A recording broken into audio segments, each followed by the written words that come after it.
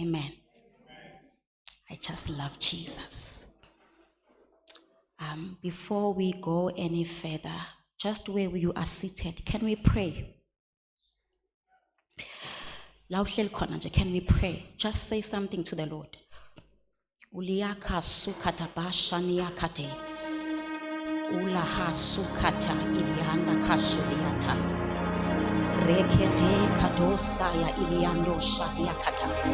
Open your mouth. Say something to Jesus. He's waiting to hear from you. Kulahandi ikadosa liakatabaya. Redeke suka ilihando koshate ikata. Lekedusidia katosha de ilihando kosia. Jemando sikataba sidia katosaya.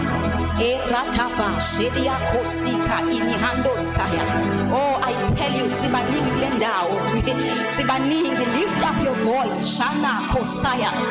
Ulihaya shadia sudia katosaya. Ekatosi kataba sudia kata. For it is written that my house shall be called the house of prayer for all nations. Kanyando sikata basaya. Urataba sukate kete katusia.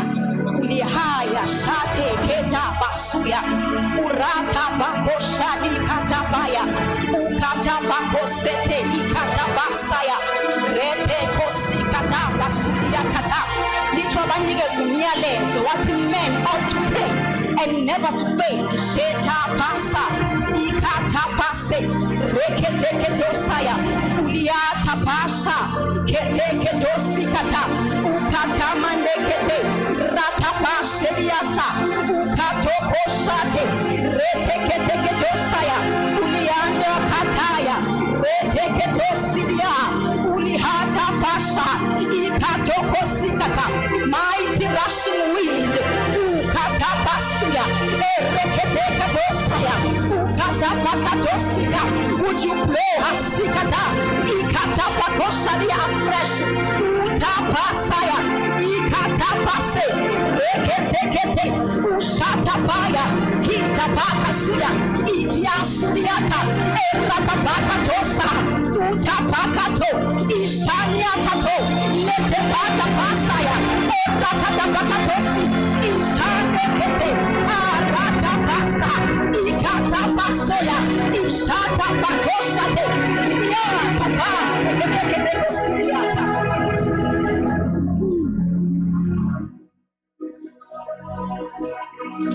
Shenia Sute Ikata Bakosikataya.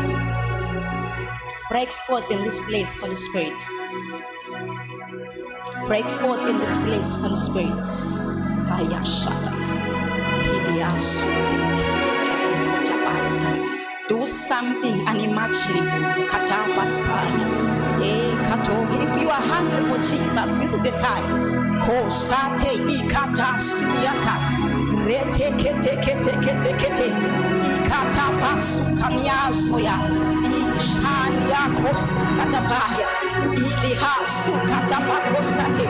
What no man hala sukatapaya ongakase caca ngomuntu kwenze kule ndawo lihaya shata basu kate ikatoya. Holy Spirit, we honor you in the name of Jesus Christ. Amen. Hallelujah. The book of James, chapter 5, verse 17. Little Elijah was a man like us. Hallelujah. Elijah was a man. Little Elia waye umuntu efana nathi. Amen. Waye umuntu efana nathi. Ayikho into ekimi neEliya yayihlukile, waye umuntu. Hallelujah. Ingakho iBhayibheli limrecorda ngenye imini lithi wahlala, he was suicidal, efuna ukuyibulala. Amen. He was a man, bazalwane. The only thing that makes him differ is that Elijah was a man of prayer. Sukuloqala le conference, amen. Elijah was a man of prayer.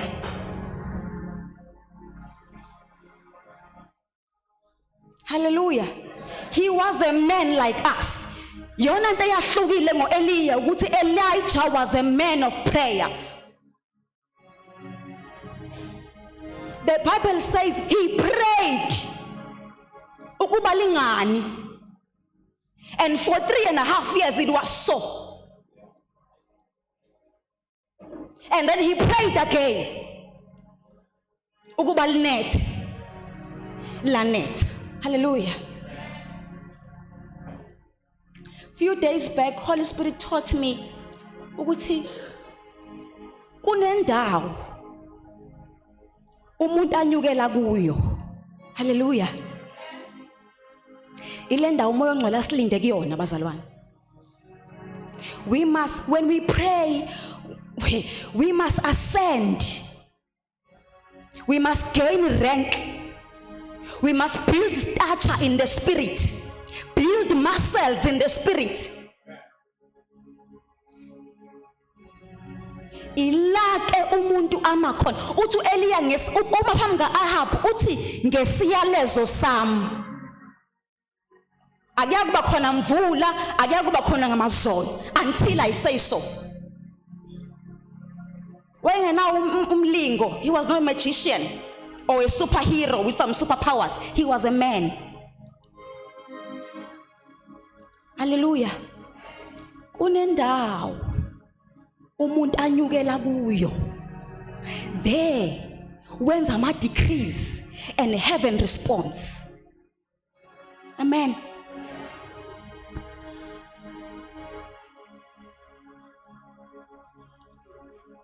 Ascending in prayer. Ascending in prayer. Ascending in prayer. Hallelujah. Judges 7 verse 7.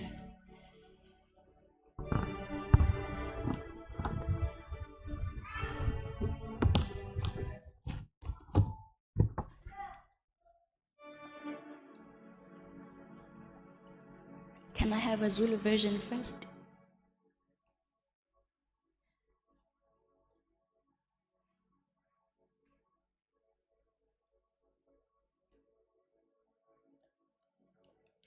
Can I have a Zulu version?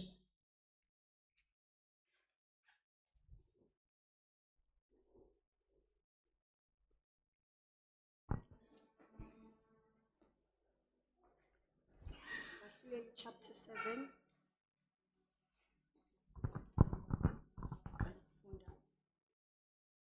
Verse 7.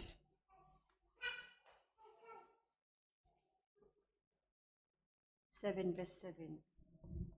Wayesethi uJehova kuGidiyoni, ngalawo madoda amakhulu amathathu achaphayo ngizakunisindisa, ngibanikele abakwaMidiyani esandleni sakho. Bonke abanye abantu mabahambe, yilowo nalowo aye endaweni yakhe. Amen. Bonke abanye abantu mabahambe, ilowo nalowo aye endaweni yakhe. The Lord told Gideon, with these 300 men, I will rescue you and give you victory over the Midianites. Send all others home. Amen. Bazalwane, I come with an announcement that God is on the move. Hallelujah. God is on the move. And God is moving with the 300. Hallelujah. He told Gideon, with these 300 men, I will rescue you and give you the victory. Do this one thing for me, Gideon. Send all others back home. Hallelujah. Bazalwane, singeke kuphika ukuthi uNkulunkulu usemsebenzini. Amen. God is moving, and He's moving in great power. God is moving, and He's moving in a great splendor. It's only a deaf and a dull person who does not see that. Hallelujah. Uthi I'm gonna win this ngabantu abawu 300. Usethi bonke lababanye bathumele ekhaya. Amen. And then the next question is, who are the 300 that God is moving with? If we qala phezulu indaba kaGideon lithi iBhayibheli, there were so many. There were so many, and uNkulunkulu ehlele ukusebenzisa bona ukuyonqoba uMidian. Hallelujah. We know the story that they've been captives for 7 years baqela zo Midian, and uNkulunkulu comes in the picture. He calls Gideon saying, now is the time. Hallelujah. But uNkulunkulu does it ngendlela ehlukileyo this time. He doesn't call all of them saying siye empini. Uthi Gideon yehlela nabezantsi. Hallelujah. Yehlela nabezantsi ngizokuhlungela bona. It's not you Gideon ozobahlunga, it's me God. Because uzobuka ubuso maybe. Hallelujah. Uthi uNkulunkulu ngine criteria yami engizoyisebenzisa ukubahlunga abantu engizohamba nabo. Hallelujah. Sizoyifunda noZipho sikhuphuke. These 300 people that God is moving with, these are people who are sober. Amen. These are people who are sober. They are alert. They are vigilant. Amen. Ephesians 5 verse 14. Uthi Paul, phaphama wena olele, and Christ will shine on you. Amen. Uthi uvuke kwabafile. Umuntu olele uyafana nofile. Hallelujah. And that's why God, before He moves, He sends a word of awakening people from their slumber. Why? Why? Uthi ngokuba insuku zimbi. Useningalali njengabanye. Kodwa qwashana and perceive the time. What time is this? Hallelujah. Verse 4 noZipho.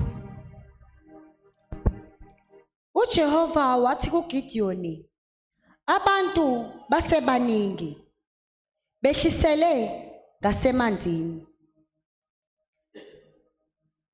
Ngikulingele bona khona. Kuyakuthi lowo engizakusho ngaye kuwe ukuthi lo uzakuhamba nawe, yena ahambe nawe. Nalowo engizakusho ngaye kuwe ukuthi lo akayuhamba nawe, yena akayuhamba.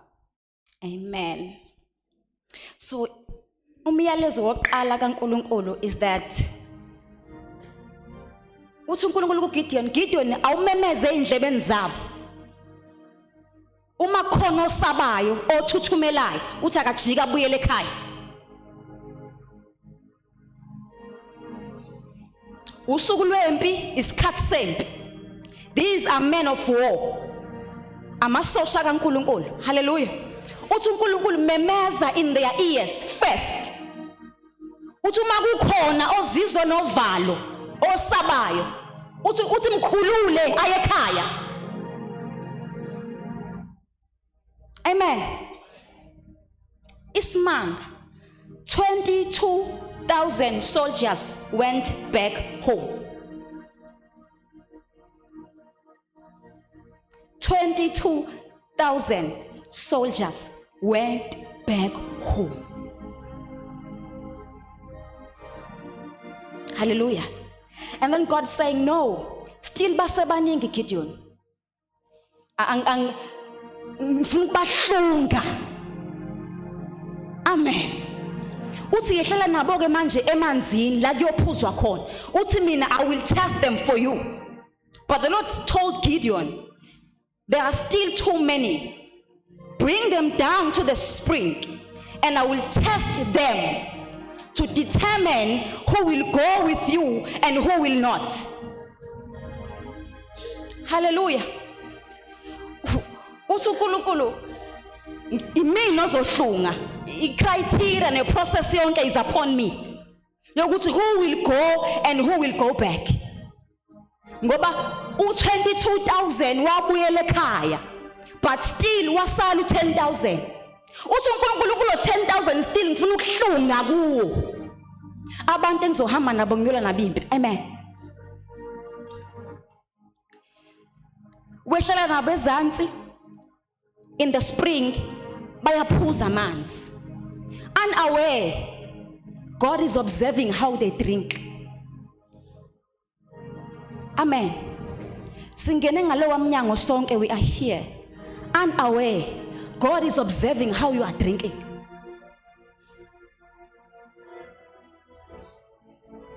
Yes. Babaphuze emthonjeni kwasho ukuthi iso likaNkulunkulu libhekile. Useshila uNkulunkulu kuGideon wathi imina ozohlunga. Uthi Gideon uma ngithi lona akabuye ecaleni uzombuyisa ecaleni. Uma ngithi lona akabuye ecaleni uzombuyisa ecaleni. Amen. I will observe how they drink. Akwanele ukuthi ungene ngomnyango wesonto. Usungenile ufike wenza.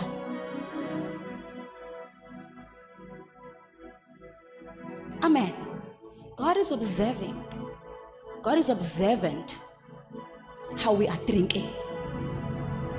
Hallelujah.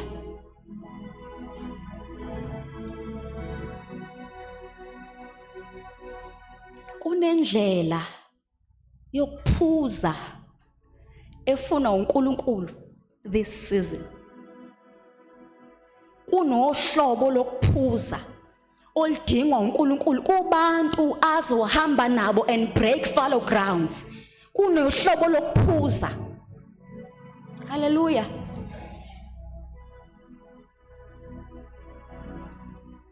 And then umuntu engayibuza ukuthi ngiphuza kanjani?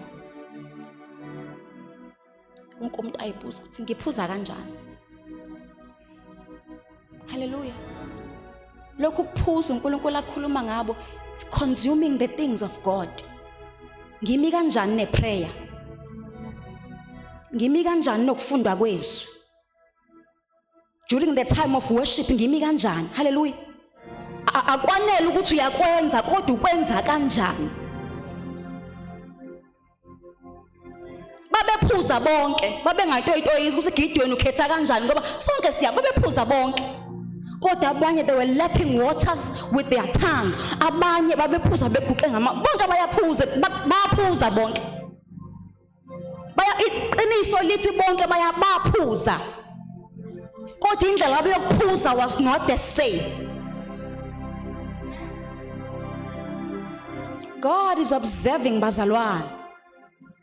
God is watching us. Amen. uNkulunkulu umekhuluma noEzekiel uthi sigcwalise isisu sakho ngomqulu. Uthi ugcwalise ibilini zakho. It's your responsibility, Ezekiel. You do it. I won't do it for you. You do it. Gcwalisa isisu sakho ngomqulu, and then I will send you where I want to send you. Hallelujah. Fill your belly. Fill your belly. Your spirit man must be full, filled with the things of God. Hallelujah. Uma elala uEliya lithi ingelosi yamshaya yathi vuka udle. Lithi wavuka wadla waphuza and waqhubeka wayilalela for the second yaphinde yamshaya. Yathi vuka udle. Why? The journey is long. Hallelujah. what you are doing now will determine your future. Indlela ophuza ngayo nodla ngayo manje will determine ukuthi uyafika la kushawa khona intamo. Amen.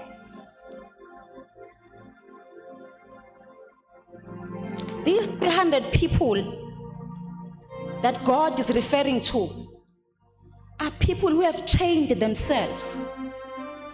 Amen. They have trained themselves in the secret place. Hallelujah. They have trained themselves in the secret place and bavumela ukuthi impilo yabo yonke ilawulwe izinto zikaNkulunkulu. No wonder when God says bonke abathuthumelayo abajike bajike vele uba njalo umuntu ongagcwalisiwe ngezwi likaNkulunkulu. Hallelujah. Akukho lento ayikho haphazard.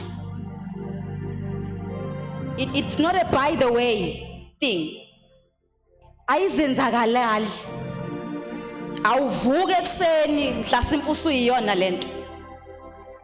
If there is one thing I learned, this is how I do things. Every time when the year ends, I press into God, ngifuna izwi for the next season, for my life personal. Amen. It's two ways. Ngisuke ngifuna a written word, logos. So ngifuna a spoken word, a rhema word. So I did that previous year, and he gave me a written word in the Bible. But I kept on pressing.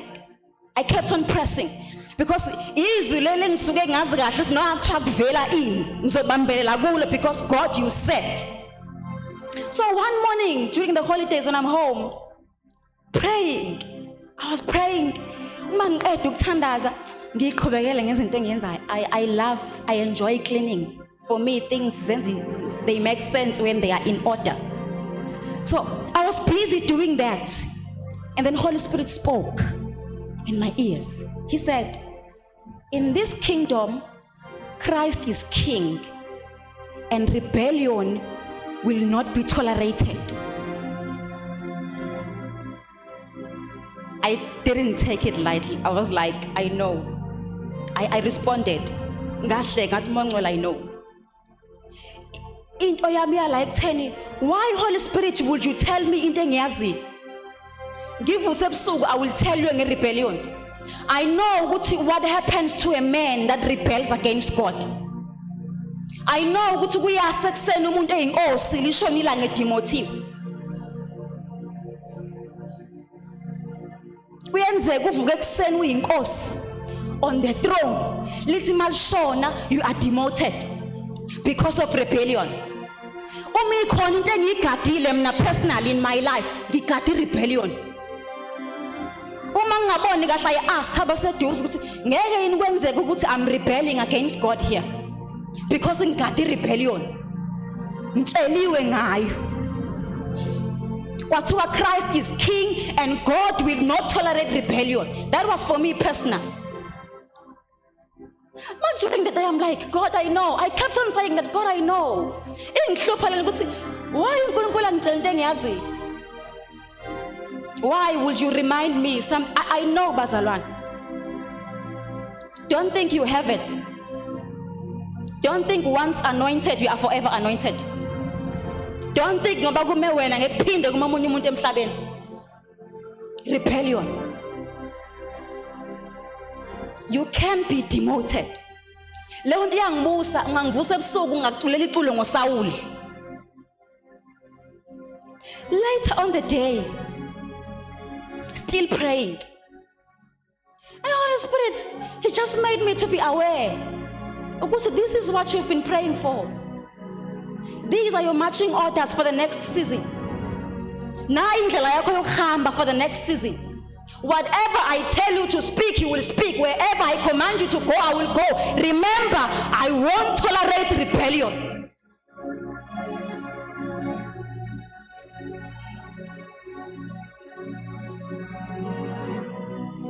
And then it dawned. I'm like, wavele kwasa kumina. I was like, oh God. Now I see. Ngiyakhumbula ukuthi even in the Bible, wena uNkulunkulu umxolela umuntu ngoma lakho bengazi, bazalwane ukungabi nalo ulwazi uyaphupha. Literally you die. Ignorance is a sin. When God speaks like that, He is preparing you. He is alarming you. Umisa indlela yakho yokuma ukuthi uzoma kanje. Amen. Ukuze ungasho ukuthi angizwanga. Ukuze ungasho ukuthi benginganakile. Ukuze ungasho ukuthi uNkulunkulu ngizumile bengingalindele. Akuba ukuthi I told you. Bazalana nimzwanga yini uPaul? Umetha abaningi beni bafile ngoba badla bengaqondi. Uthi abaningi phakathi bafile bangcwatshwa. Badle bengaqondi ukuthi lo umzimba wenkosi. Ignorance can kill you. Awuxolela uNkulunkulu akasho ukuthi awu shame asibaxoleleni mazi bebengazi bebengeke they were not aware. No, you die because of ignorance. Amen.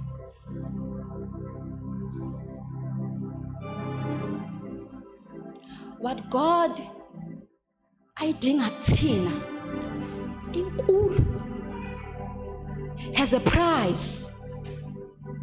Amen. It's not, bazalwane, it's not a by the way. I hope we get this. Amen. In the secret place, you build capacity. You build capacity. Uthi uJesu ngisenokuningi engifisa ukuntshela khona kodwa ngingentshele manje ngoba ngeke nikuthwale anginawo amandla okukuthwala kodwa mase fikile umoya ongcwele he will help you build capacity.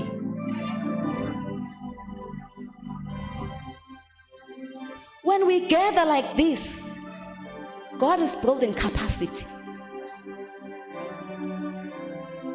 When we are gathering like this, God is building our muscles to stand whatever that is coming. Uma siphuma ngalo mnyango, something is waiting for us. Amen. Kwandlela yokuphuza akufanele indlela yokuphuza uma usufikile enkonzweni and you get to be reminded what to do. You are told how to respond. How?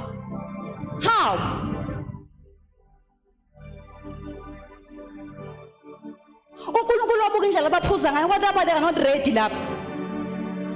Umidian lesiyolwa nawo. Laba baphuza kanje ngeke I won't even take a risk ngihambe nabo abajike baye ekhaya. Abayolala mabefuna ukulala, but I won't move with them. God is moving and He won't wait for anyone. Amen. Uma singena siphuma sibamba siyeka, God won't wait for that. Enye into engiyifundile is that when God is on the move, akanaso isikhathi sokuchaza ama details onke. God will speak one word athi eRama. Fanele wena ukuba uyazi ukuthi okay uNkulunkulu methe eRama, He is sending me to the prophets uSamuel. Akanaso ukuchaza ukuthi oh eRama ngikhuluma ngoSamuel ngithi hamba. No, wena njenge disciple kaJesu uma uNkulunkulu ethi eRama fanele wazi ukuthi oh fanele iposture kaSamuel fanele ngiyithathe manje.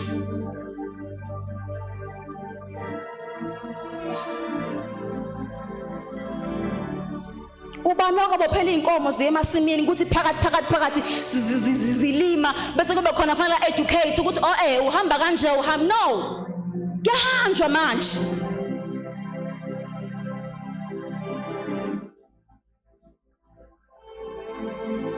Building capacity. Into yenza bejike bethuthumele. They did not tarry in the secret place. Uthi uJesu hambani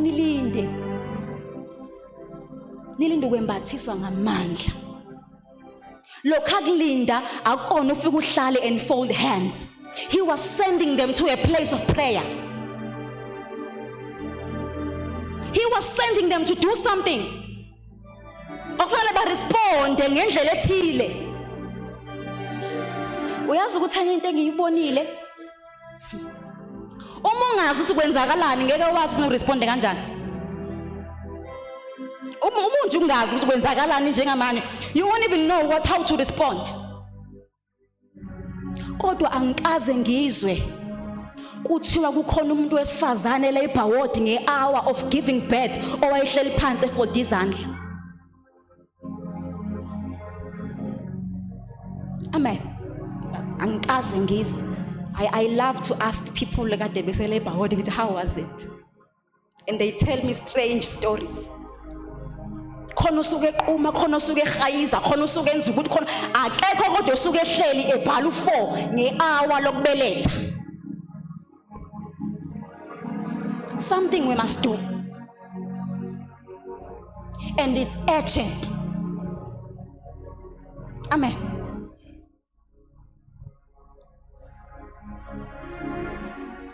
uDavid uthatha abantu. In fact, akabathathanga, they followed him to the cave of Adullam. Mabezu ukuthi uDavid use-Adullam, they followed him there. Wangenza into eziningi uDavid. Lithi wabafundisa ukubamba inkemba nokubamba umkhonto. He trained them literally to become men of war. Hallelujah. That is where uNkulunkulu asinde khona. We need to become men of war. Amen. We need to become men of war. Lithi babekwazi ukubamba inkemba ngesakwa right, bekwazi ukubamba umkhonto ngesakwa left. Begabashiye intabeni njengeinsephe. Their faces were like lions. You knew when you faced them ukuthi ay laba bazile ukuzodlala. Bekhamuka nje. Amen. Men of intimacy. Men of intimacy. You know, when I read the Bible, likhuluma ngoMoses, ufakazi uNkulunkulu abushoyo ngoMoses in Deuteronomy 34 verse 10. He's saying, akaze kube khona umprofeti after Moses who knew the Lord face to face. Oh, Moses makes me jealous. Lithi akuzange kube khona umprofeti kwaIsrael kuze kube namhlanje wavuka after Moses owazana noNkulunkulu face to face.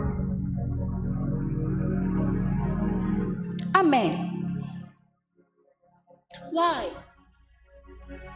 Why? Was it because God loved him and he hated others? Uma ngifunda lithi wabeka itende lokuhlangana. It was a tent of meeting. Wonke umuntu onesidingo so kuyohlangana noNkulunkulu. Why kwakufanele ayekhona. But when I read, angimtholi mina uIsrael ekuzeni lokuhlangana, angazi noma wena uhlanganile naye. Ngithola uMoses and his servant Joshua. Angitholi uIsrael kuthiwa wangena etenteni wahlala noNkulunkulu. No, it was only Moses and his servant Joshua. That should tell you something. Amen. People were busy. Bethi sifuna izwe thina. Moses uyasidilay. Thina usitshele ngezwe likaHani, wasitshela ngoJu. Njengamanje siyabambezeleka. Sifuna izwe loJu noHani. Ukuthi uNkulunkulu phambili ukhona. Thina sifuna izwe loJu noHani. In a manner that bamvukele ehlane. But Moses no. Njengamanje sikhethe umuntu sibuyele emuva because we are delaying us. Wena ucanga ukuthi uNkulunkulu ukhuluma kuwena wedwa. Sibuyele emuva. Because to awusithembise wona siyibone sesidwanguze 40 years ehlana ayikho. No one cried for God. No one sought for God. No one was hungry to see God. No one was hungry to hear from him. Bafunizwe. Amen. Uthi Moses Kuyokwazeka ngani that we have found favor? Kuyokwazeka ngani ukuthi singabantu bakho? And the response kaNkulunkulu is, no, Moses, don't worry. I know you by name. Kwangathi Moses udefa kezo. UNkulunkulu ungakhathazeki Moses, ngikwazi ngegama. My presence will go with you and I will give you rest. Kwangathi akezwa. These 300, they contend. About wrestling, nobody is contending to become a winner. These 300, they are contenders. They contend. They wrestle. They wrestle.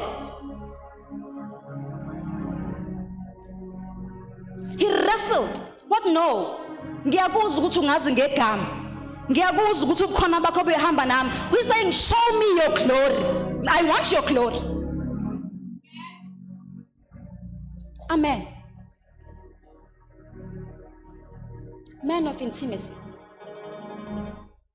It's not bazalwane into vuke ekuseni nje, and now you are flowing in intimacy.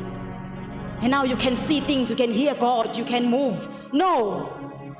If you don't labor for it, you will die without it.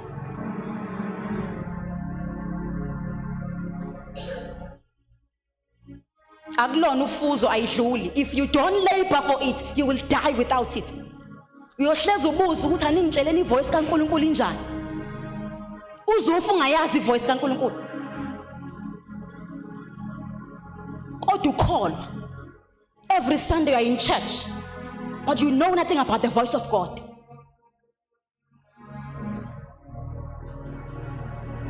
Men of intimacy. There is a price to pay for it. There are so many, but one of engithandayo is separation. God will separate you from things, from places, from people. Separate, you pay a price. Amen. uNkulunkulu mekhuluma noMoses uthi Moses ekhona engizoyenza ngawe angikaze ngiyenze nakwesiphi isizwe. Uthi I want to move and I will move with you Moses. Uthi kahle kahle mina iplan yami sengiyiconcludeile and ifaka wena Moses. Ngizokwenza into uthi nakwesiphi isizwe angikaze ngiyenze. Uthi indlebe ezwayo izothuthumela. Ngampela isiphi isizwe sakhishwa ngesandla esinamandla? Asikho. Obani abadabula emhlabathini owomileyo ngaphandle kaIsrayeli abekho. Ubani uNkulunkulu abanqobele wawisa indonga bengaphathanga nkemba beround nje esithi behlabelele abekho. But there's one thing uNkulunkulu ayisho kuMoses before he leaves. Uthi be careful Moses, I am a jealous God.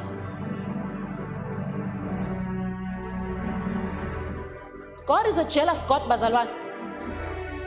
God is a jealous lover. God is a jealous husband.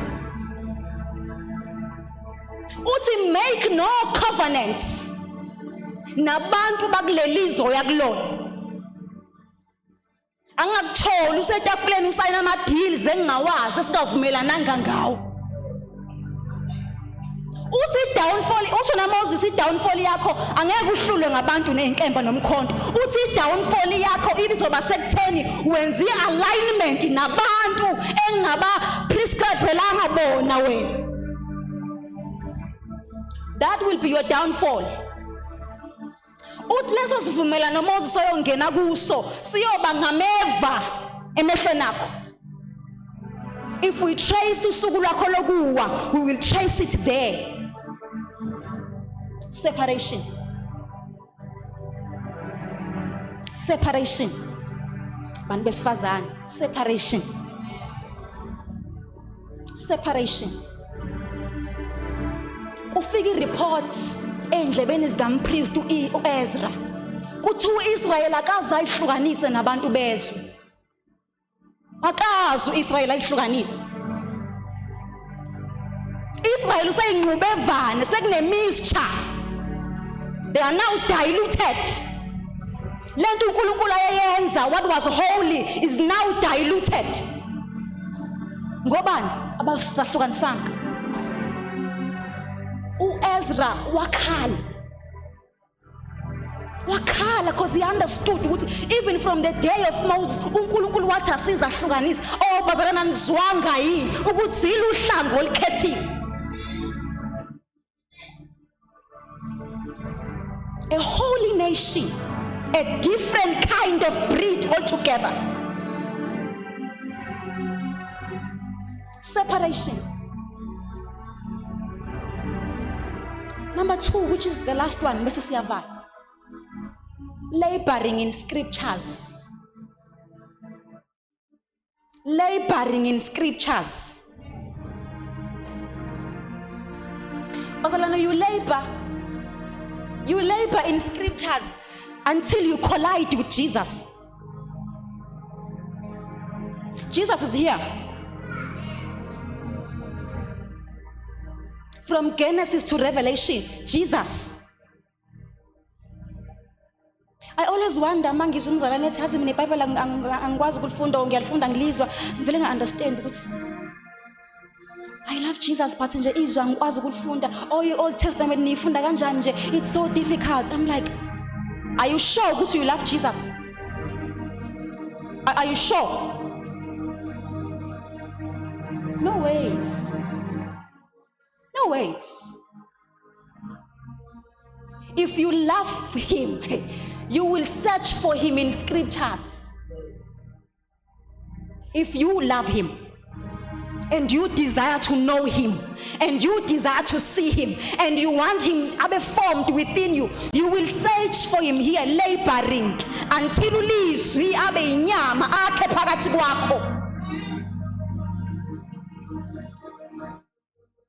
Laboring in scripture. Ufuna uJesu. Amen. You would be shocked ukuthi uJesu is all over the Bible. Even from the book of Songs of Songs, Jesus is there. Jesus is there. He's hidden. Akekho baluqashi ingakho for umcinge. Man.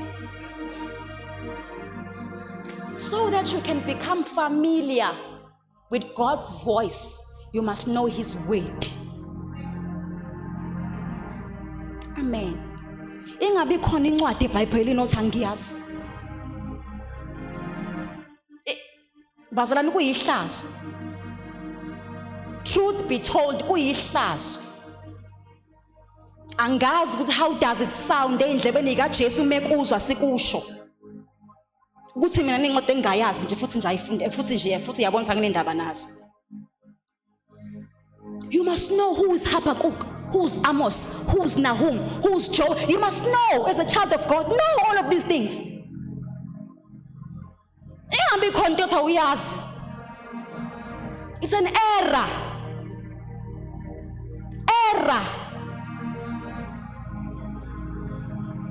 Hallelujah.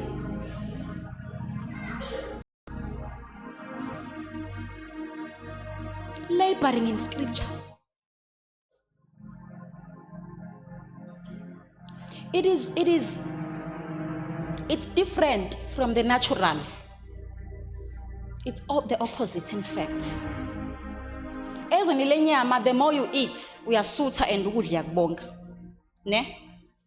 Makubekwa nje ukudla ingakho kuyibuffet uthi 1 2 3 emva kalokho you are done, because the more kukuningi futhi udla nje yabona uyasutha.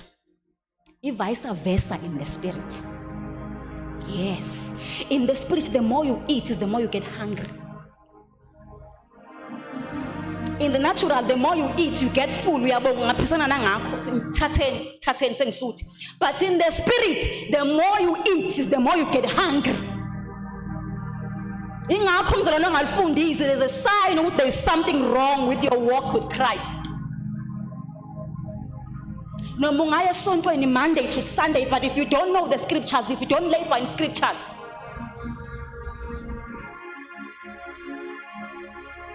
amen, he must be formed, fashioned, he must tabernacle. within us. Hallelujah. So we can become men of the presence of God. Because God responds to his word, bazalwane. God has so much respect. Phezu kwezwi lakhe. He doesn't violate it. So if sazi izwi likaNkulunkulu, sazi yona into yokwaziwa. Elijah uthi before the Lord God whom I stand, phambi kukaNkulunkulu, phambi kukaJehova uNkulunkulu kaIsrayeli, uthe ngimi phambi kwakhe, ngithi kuwe Ahab, akamile nje. Uthi I'm standing in the presence of God. Ngamanye amazwi, I'm standing in the presence of God and I'm saying to you Ahab, ake kuba khona mvula namazolo.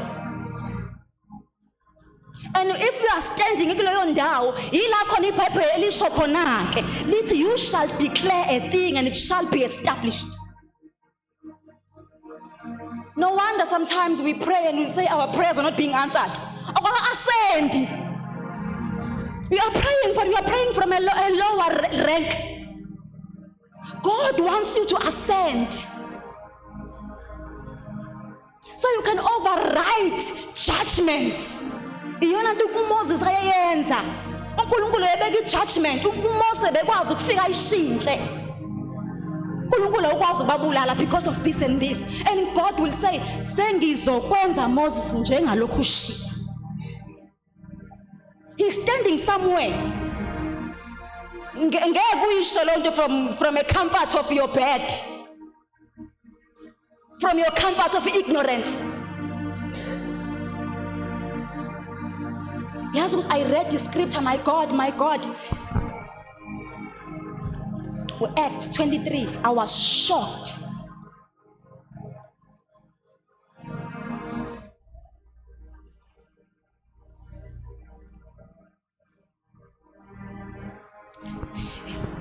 From verse 12.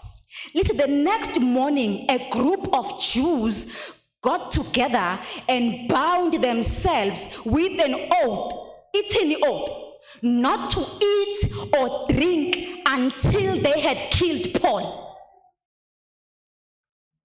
Bazalwane, witches are so serious. They are so devoted. Lithi benzi oath. But asizukudla, asizukuphuza lutha, sifuna ikhanda lika Paul until we see him dead.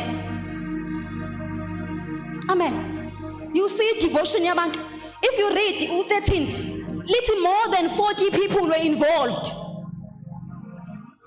40 people were involved. But asizukudla, asizukuphuza, sifuna ikhanda lika Paul. We want him dead. Emese uNkulunkulu mebheka ngakithi asifice silele, asifice sihlele, asifice siyadla, asifice sibuka iTV. But kunabantu who are fasting against us. And they are so devoted and diligent in doing it. Till we are haphazard and expect God to move with us and expect to see izimo zishintshe.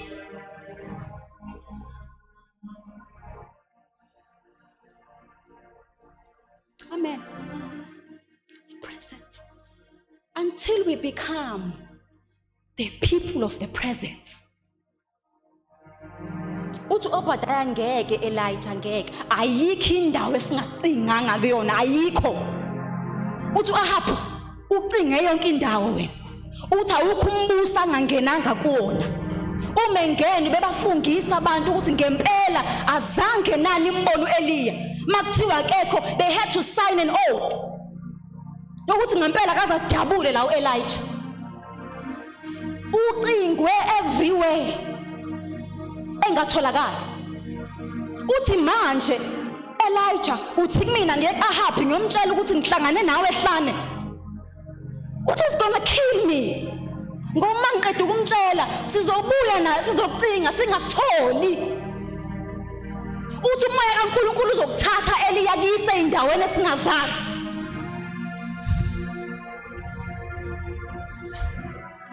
Umoya uNkulunkulu uzokuthatha akuyise eindaweni esingazaziyo. Akufihle njengoba kade ufihlile. Uma efika uAhab la ngakufici bese sithi I'm a liar and then kill me. Uthi no, mina ngiyabesaba uJehova. Don't do that to me. Man of the presence. Man of the presence. Hallelujah. They cannot be found anywhere. Not anywhere. Lithi iBhayibheli uSamuel ubehlala eRama bazalwane, lithi behlala eRama. But the entire territory was subdued. Lisa amaFilisti beyazi indawo yawo. Saphila uSamuel beyazi indawo yawo. Ukuthi anqotshiwe angaphansi kweinyawo zikaIsrayeli because of Samuel, one man who was laboring in prayer. Yazi ukuthi simanga sokuthi uSamuel bengaya empini. Samuel bengawuphatha umkhonto nenkemba. But someone was a man of prayer. Bebazi nangesikhathi sempi ukuthi asiye before siye empini siqala kuSamuel. Uthi Samuel cela usinqusela kuNkulunkulu wakho siye empini. Amisi altar bekumhlatshelo and he would pray and God will respond. One man bazalwane, one man. How much more if we can arise, all of us in a place of prayer? If we can journey in a place of prayer, if we can labor in a place of prayer, do you think angesimono uNkulunkulu phakathi kwethu?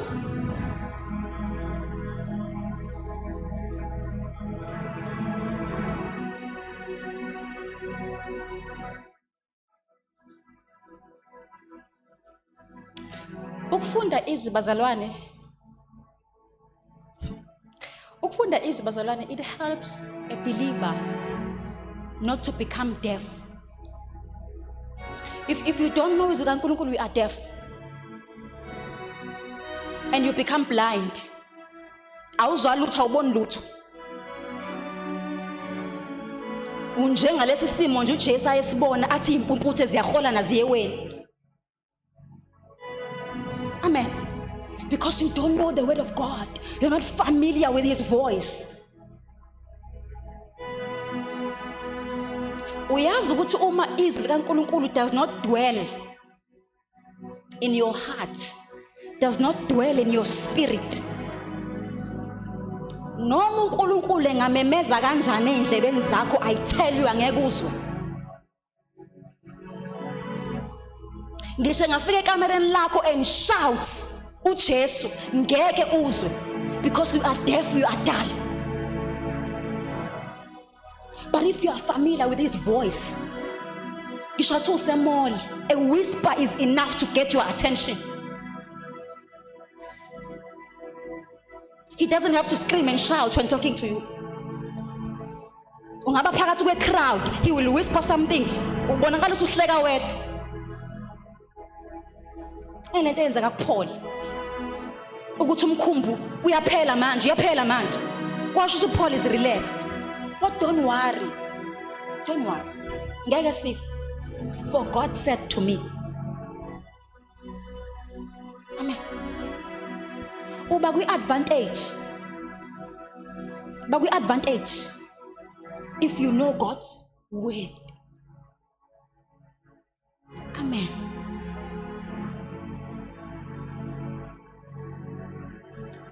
This is the last one. Hosea 4. Hosea 4.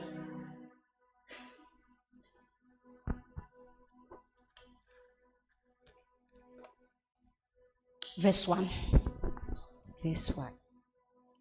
Yizwani izwi likaJehova nina bantwana bakwa-Israyeli. Hear the word of the Lord, you Israelites. Hear the word of the Lord, you Israelites. Yes, sisi. Ngokuba uJehova unokuphikisana nabakhileyo ezweni. God has brought a charge against the inhabitants of the land. There is a charge. This is a legal term. This is a legal term. It's a charge. I'm charging you of something. God is suing us of something. There's a controversy. kunommango khona kunokungaboni ngasukunomdonsiswana. There is a charge against abantu abakhile ezweni. Why? Lokhu kungekho qiniso There is no namuhla. faithfulness. There is no faithfulness in the land. Uzokhumbula bazalwane ukuthi uNkulunkulu ume-addressa u-Israyeli u-addressa abantu bakhe abazalwane. Amen. He's saying there is no faithfulness. This faithfulness, there is no truth. Ngamanye amazwi umakoti akathembekile. There is no truth. The bride is not faithful. There is no true doctrine in the land. Nobani uyahlampekisa, nobani uyahlanganisa. There is no true doctrine in the land. There is no voice from the Holy One of Israel. Therefore, I have a charge against you. Ngamanye uNkulunkulu necala. Ebazalwane, thina sazi ukuthi umuntu onecala, umuntu orepile, umuntu obulele. Uthi uNkulunkulu ninecala. Nginendaba nani engathethiwe. And I'm charging you now. I'm taking you to court. Niyome boxini umuntu uyichaza yena. Yes, sisi.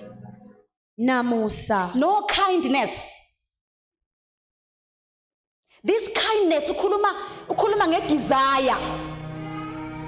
Ukuthi akekho umuntu ongifunayo, akekho. There is no desire. Your appetite are full. Kodwa wagcwaliswanga yimini. There is no kindness. Bonke abantu bayafuna kodwa akekho ofuna mina. Bayacinga, bayaphenya kodwa akekho ofuna mina. If you continue in Hosea 6, uthi ngoJuda ngizokwenze njani? God is asking himself. Uthi ngenze njani ngoJuda? Uthi Juda uthando lwakho njengamazolo. Kwaphuma nje ilanga lisekho, vanish gone. Uthi ngenze njani ngoJuda? Referring to the church. Oh, we want him when it suits us. We only want him when it makes us benefitisa nje. Akekho vukayo to say uNkulunkulu uthini, uya ngakuphi, ufuna ngiyakuphi, ufuna ngenzeni. Wonke umuntu ufuna ukuthi uNkulunkulu ngenzele okuthini. And uma ungakwenzi ngikunikeza isikhathi, uma ungakwenzi ngiyashika ngiyaphuma. No kindness, no faithfulness. Last one, sisi.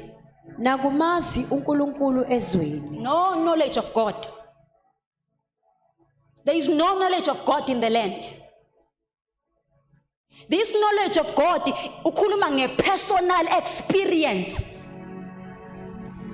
Oh, they sing songs about me, but they don't know me. Yes. Angikaze ngibe ne-personal encounter naye sihlangane. Uhlabelela nje amaculo ngami. There is no knowledge of God.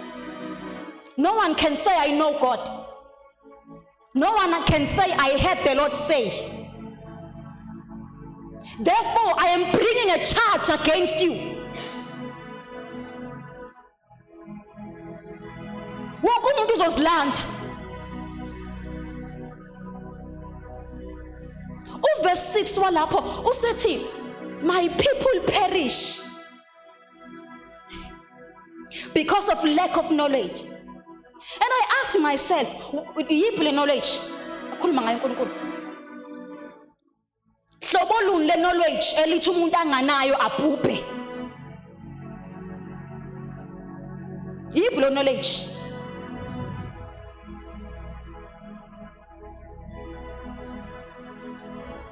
He's saying, my people perish because they don't know me. They don't know me. Sona sizathu sokubhubha kwabo. They don't know me.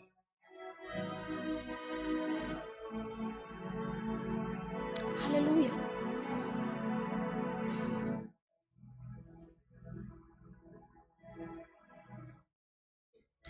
Paul meveza uJesu in the book of Colossians, he's saying, uJesu is the power of God. Athi uJesu is the wisdom of God. Athi uJesu is the knowledge of God. If you don't know Jesus, you don't know this knowledge. Ingakho in the book of Proverbs 8, he's saying, all those who love me, they love life. And all those who hate me, they love death. Jesus is this knowledge. If ungakaze ube nosuku that you can record your encounter with him, you are in error. Bazalwane, you are in error. Bazalwane, kulicala ukuthi the only time God can talk to us is Sunday enkonzweni ngoba ekhuluma ngomfundisi. Akakwazi ukukhuluma nami ngomsombuluko. Akakwazi ukufinyelela kimi ngolesithathu. Njengoba kuyileli hora nje kuba ukuthi uNkulunkulu usuku lonke akaze asho lutho. It's an error. It's an error. God can't move with such people.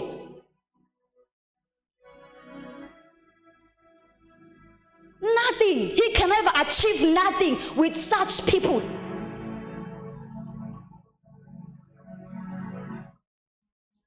If you are deaf, if you are dumb, if you are dull, noma ngabe uJesu uyakuthanda, yes, he died for you, but there is nothing Jesus can do with you.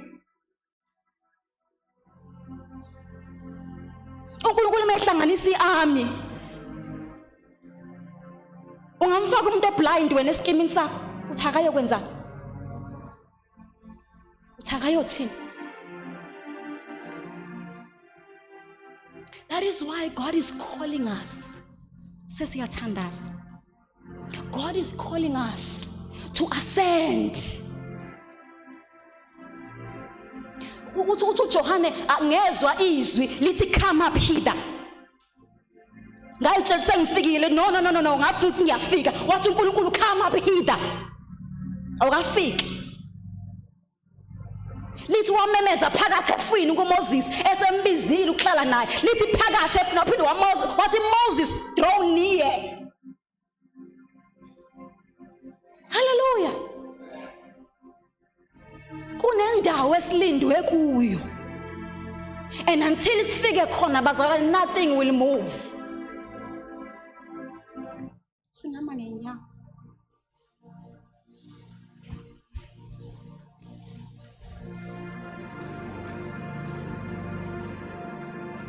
We will